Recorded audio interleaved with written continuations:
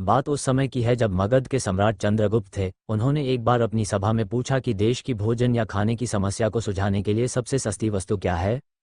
मंत्री परिषद के सभी सदस्य तथा अन्य सदस्य सोच में पड़ गए कि चावल, गेहूं, ज्वार, बाजरा आदि भोजन सामग्री तो बहुत ही मेहनत के बाद मिलती हैं, और वह भी तब मिलती हैं जब प्रकृति का कोई प्रकोप न हो। हालत में अन्न तो सस्ता हो ही नहीं सकता।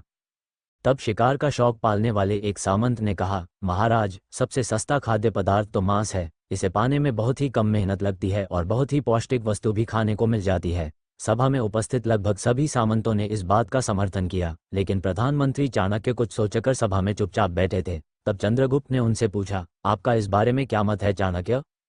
चाणक्य ने कहा, मैं अपने विचार आपके सामने कल रखूंगा।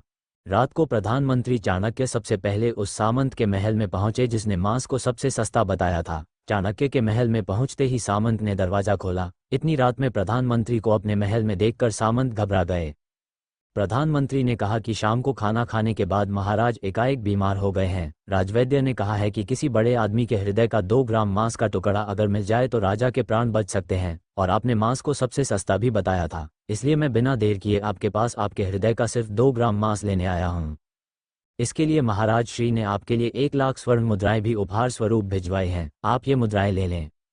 ये सुनते ही सामंत के चेहरे का तो रंग ही उड़ गया। उसने प्रधानमंत्री के पैर पकड़कर माफी मांगी और उल्टे चाणक्य को 1 लाख स्वर्ण मुद्राएं देकर कहा कि इस धन से वह किसी और सामंत के हृदय का मांस खरीद लें।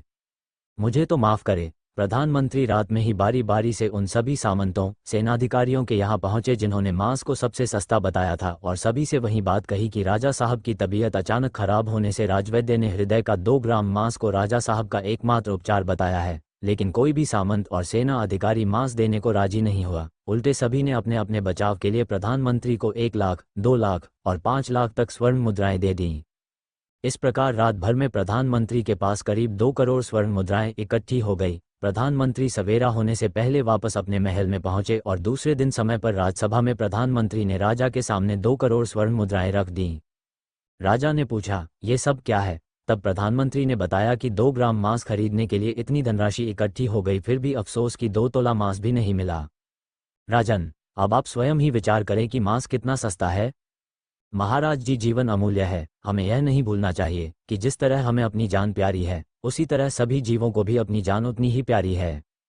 लेकिन वो अपनी जान बचाने में असमर्थ है, और मनुष्य अपने प्राण बचाने हेतु हर संभव प्रयास कर सकता है, जैसे बोलकर, रिझाकर, डराकर, धमकाकर या फिर रिश्वत देकर आदि। पशु न तो बोल सकते हैं और न ही अपनी व्यथा बता सकते हैं, तो क्या बस इसी कारण उनसे जीने का अधिकार छीन लिया जाए और उनका मांस खाया जाए?